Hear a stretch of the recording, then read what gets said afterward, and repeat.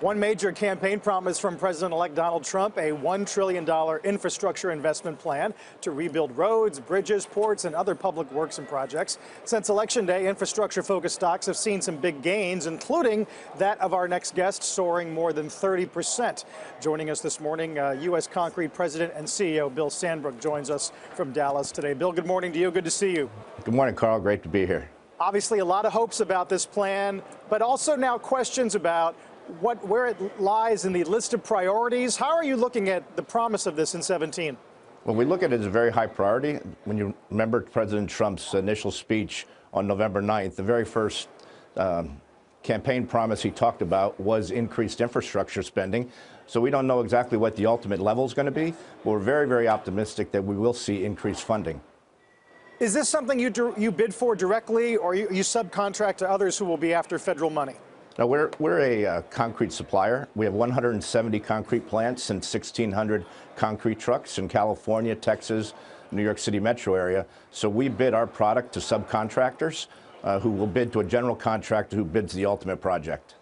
I remember looking at a research note from Bernstein. This is well before the election, but when the idea of a wall was obviously talked about a lot. Their point was that there's not enough capacity here in the States. You'd have to rely on Cemex, for instance, to get the concrete going. How much of this is about a wall versus roads versus bridges versus something else? I think it's primarily about roads and bridges, not so much about a wall. But for our company, for instance, only 15% of our revenues come from infrastructure. 61% of our revenues come from commercial and industrial construction.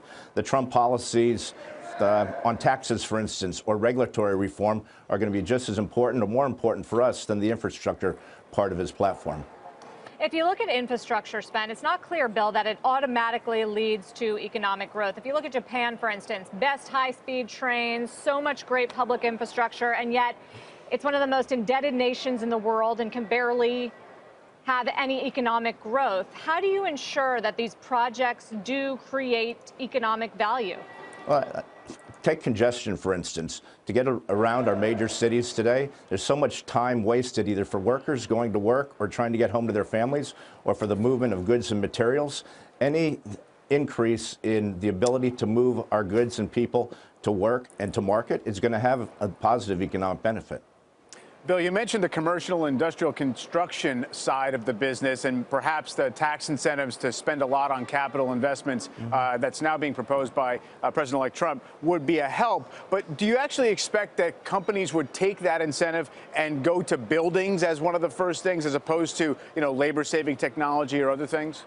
Well, for us, for instance, with any extra cash that we might have because of tax reform, for instance, we would invest in new plants, we would invest in new trucks in order to grow our business. People that need factories, they would invest in factories to increase capacity, especially with Buy American, Build American. There will be reinvestment either in hard assets for factories or in trucks and machinery to help our own businesses. Bill, how about hiring? How much slack do you think there is in the labor market for the jobs you need to fill? Yeah, that's a very good point. There's not a lot of slack for ready-mix truck drivers right now. I think the participation rate in America is at an all-time low. We'll definitely have to get Americans who find it more advantageous not to work right now for maybe the wages they could earn with high-paying jobs. Our jobs that we have in our company are well above minimum wage. The more the wages increase, the more we can get an increased participation rate and use U.S. laborers to build that slack. Hey there, thanks for checking out CNBC on YouTube. Be sure to subscribe to stay up to date on all of the day's biggest stories. You can also click on any of the videos around me to watch the latest from CNBC. Thanks for watching.